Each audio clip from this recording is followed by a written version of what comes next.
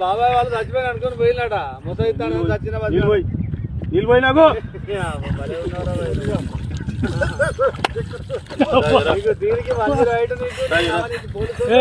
ఎందుకు పన్న వాళ్ళ ఎందుకు అనుకున్న వాళ్ళ ఈ చల్లదనానికి ఎండకు చేయలేక కన్నీకి ఓడిపోయి వచ్చిన గెలవలేక ఏం చేసావు 10 రోజుల నుంచి గణేట్ చేత నాతో గట్టించి నా కష్టం దోచుకొని గణేట్ రాయ్ నాకు అంటే డబ్బులు ఇచ్చారు కానీ క్షమ